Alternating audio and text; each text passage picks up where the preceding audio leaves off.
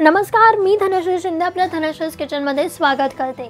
तर आता उन्हाळा आलेला आहे आणि वाळवणीचे पदार्थ आपण करायला घेतलेले आहेत। तर आज मी तुम्हाला दाखवणार आहे उपवासासाठीचे बटाट्याचे पापड। हे पापड करायला फक्त बटाटा लागतो आणि खूप इझी मेथड आहे, खूप झटपट असे होतात आणि मेन म्हणजे खूप छान आणि टेस्टी लागतात। तर चला बघूयात हे फक्त बटाट्यापासूनचे पापड कसे करायचे ते।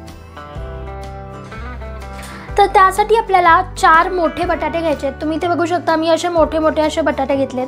तर 4 बटाटे आपल्याला घ्यायचे आहेत आणि त्यामध्ये मी तुम्हाला टिप अशी देईल की हे असं हिरवं झालेलं जे बटाटा असतं ते नाही घ्यायचं, कारण की ते खराब होत आलेलं असतं आणि त्याच्याने आपल्या म्हणजे बटाट्याची चव जी आहे ती एकदम अशी म्हणजे वेगळी लागते, चांगली लागत नाही, खराब लागते। तर मग हे असं हिरवं जिथे असेल मार्केटमधून घेतानाच असे बटाटे घ्यायचे नाहीत, कारण की ते खराब होत आलेले असतात। तर आपण हे 4 बटाटे घेणार आहोत। तर हे 4 बटाटे आपल्याला सोलून घ्यायचे आहेत, त्याचं साल जे आहे ते आपण काढून घेऊया।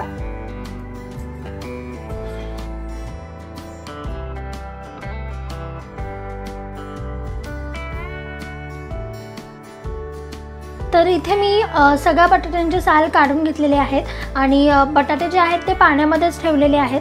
आणि आता आपल्याला काय करायचं आहे, याच्यामध्ये ना या पाण्यामध्येच आपल्याला बटाटा खिसून घ्यायचा आहे। आणि सर्वात महत्त्वाचं म्हणजे आपण जे बटाट्याचं साल काढलेलं आहे, हे जे बटाटे आपण सोलून घेतलेत त्याचं साल जे आहे ते फेकून न देता हे पण तुम्ही मिक्सरमधून बारीक त्याची पेस्ट करून घेतलीत आणि चेहऱ्याला फेस पॅक लावलं याचं, तर ते खूप चांगलं असतं, कारण की याच्यामध्ये स्टार्च असतं जे की आपल्या स्किनसाठी खूप हेल्दी असं असतं। सो तुम्ही याचा फेस पॅक तयार करून हे आपल्या चेहऱ्याला सुद्धा लावू शकता। चला तर आता आपण काय करूयात, हे बटाटा जे आहे ते यामध्येच खिसून घेऊया।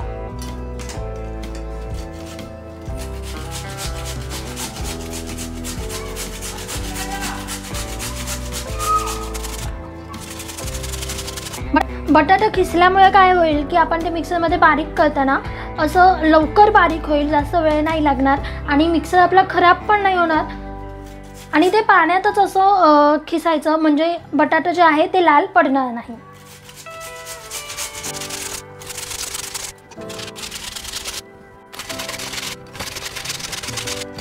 तर इथे मी बटाटे जे आहे ते खिसून घेतलेलं आहे। 4ही बटाटे छान असे खिसून घेतलेले आहेत, पाण्यातच खिसायचे म्हणजे ते लाल असे पडत नाहीत। आता आपल्याला काय करायचं आहे, ह्या पाण्यामध्ये खूप स्टार्च आहे, तर ते स्टार्च आपल्याला बऱ्यापैकी असं काढून घ्यायचं आहे। तर त्यासाठी मी इथे एक मोठं असं पातेलं घेतलेलं आहे आणि सोबत गाळणी पण घेतली आहे। तर आता हे पाणी त्याच्यावरती आपण टाकूयात।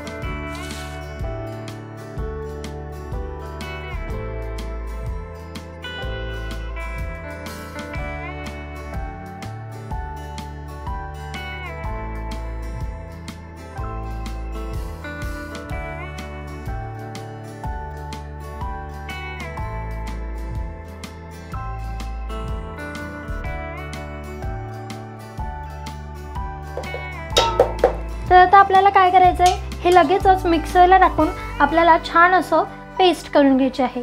हा जो बटाट्याचा किस आपण करून घेतलेला आहे तो आपल्याला लगेचच मिक्सरला बारीक करून घ्यायचा आहे। चला तर आता ह्याची पेस्ट करून घेऊया।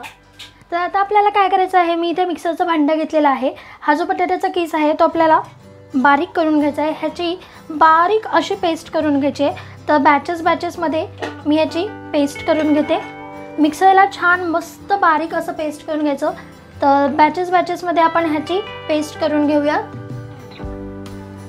तुम्हाला जर का बारीक करायला अवघड पडत असेल तर थोडंसं म्हणजे 1 ते 2 टेबलस्पून ह्याच्यामध्ये पाणी टाकायचं, जास्त पाणी नाही टाकायचं, अगदी थोडंसं 2-3 चमचे असं पाणी टाकायचं आणि मग परत एकदा बारीक करायचं। चला तर आता ह्याची पेस्ट करून घेऊ।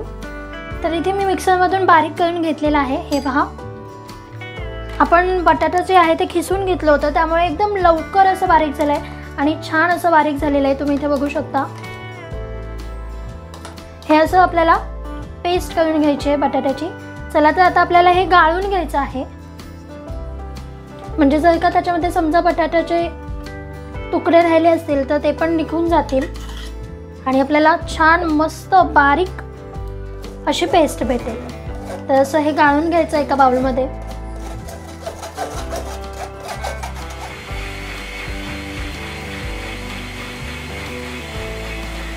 इथे आपण पेस्ट करून घेतलेली आहे आणि आता पेस्ट केली की त्याच्यानंतर आपल्याला एकदम पटपट अशी प्रोसेस करायची आहे, त्याचा कलर चेंज व्हायला लागतो नाही तर आता आपण काय करूयात, ह्याची पेस्ट तर छान अशी आपण काढून घेतलेलीच आहे.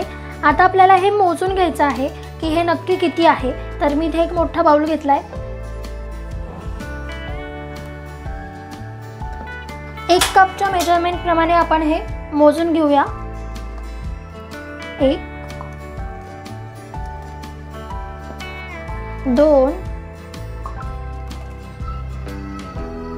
3 4 आणि जवळजवळ 5 कप आपली जी ही पेस्ट आहे बटाट्याच्या किसची ती झालेली आहे. तर आपण हे मोजून का घेतलं, तर आता ही 5 कप जर का पेस्ट झालेली आहे तर आपल्याला ह्याच्यामध्ये 10 कप पाणी टाकायचं आहे. म्हणजे जेवढी आपली बटाट्याची पेस्ट होईल त्याच्या डबल आपल्याला इथे पाणी घ्यायचं आहे. म्हणून आपण इथे बटाट्याची पेस्ट जी आहे ती मोजून घेतलेली आहे. तर 1 कपच्या मेजरमेंटप्रमाणे किंवा तुम्ही 1 वाटीच्या मेजरमेंटप्रमाणे जरी घेतलं तरीही चालेल. इथे जाड अशी कढई घेतलेली आहे, त्याच्यामध्ये आपण ही पेस्ट टाकून घेऊया. मोठं असं काहीतरी घ्यायचं म्हणजे आपल्याला मिक्स वगैरे छान करता येतं. तर आता आपण बटाट्याची पेस्ट तर टाकून घेतलेलीच आहे. आता तो जो बाउल आहे त्याच्यामध्ये मी 1 कप पाणी टाकते. आपल्याला आता इथे 10 कप पाणी टाकायचं आहे. 1 कप पाणी मी याच्यामधून थोडंसं विसळून घेतलं आणि आता 1 कपाच्या मेजरमेंटप्रमाणेच आपण इथे 10 कप पाणी टाकून घेऊ. तर 2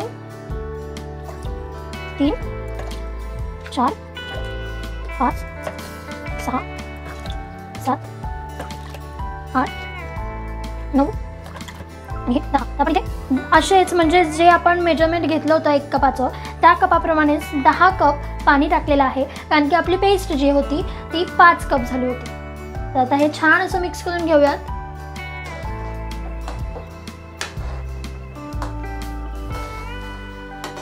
जेवढी पेस्ट होईल ना बटाट्याची पेस्ट त्याच्या डबल आपल्याला पाणी घ्यायचं, एवढं लक्षात ठेवायचं. तर आता लो टू मीडियम फ्लेमवरती आपल्याला हे छान असं शिजवायचं आहे. छान असं थोडंसं घट्ट होईपर्यंत आपण शिजवणार आहोत. तर आधी आता शिजवून घेऊया.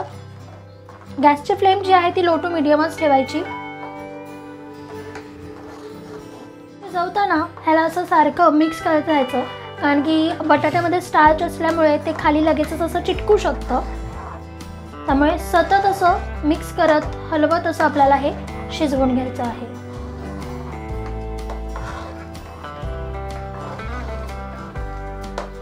उकळी येईपर्यंत गॅसची फ्लेम जी आहे ती मीडियम ठेवायची आणि उकळी आल्यावरती लो फ्लेमवरती छान असं शिजवून घ्यायचं. आता आपण यामध्ये चवीनुसार मीठ टाकूया.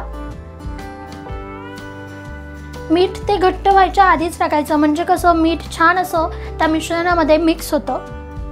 चवीनुसार मीठ टाकून घेतले आणि त्यासोबतच आपण यामध्ये टाकणार आहोत चिली फ्लेक्स. तर मी इथे साधारण 2 ते 3 टेबलस्पून चिली फ्लेक्स घेतलेले आहेत. याच्याने खूप छान चव येते. आपले पापड जे आहेत ते थोडेसे तिखट असे होतात आणि कलरसुद्धा खूप छान येतो. तुम्हाला जर का तिखट नसतील करायचे तर मग तुम्ही हे चिली फ्लेक्स नाही टाकलेत तरीही चालेल, पण चव मात्र खूप मस्त येते चिली फ्लेक्सनी.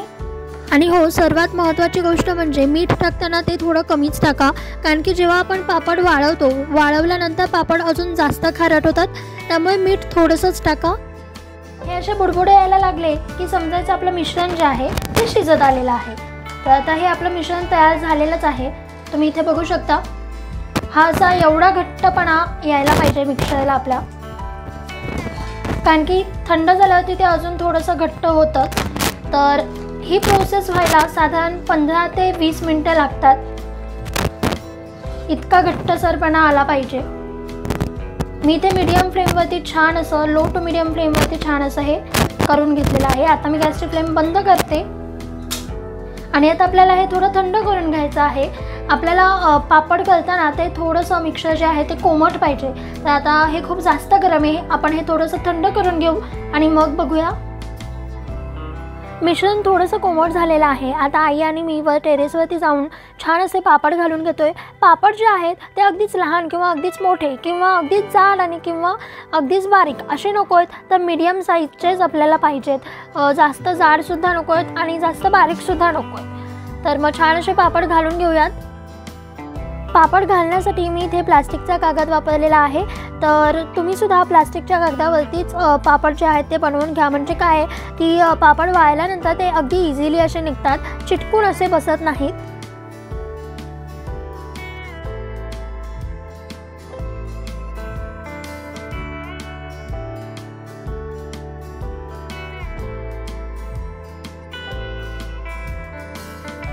तर इथे आम्ही सगळे पापड करून घेतलेले आहेत।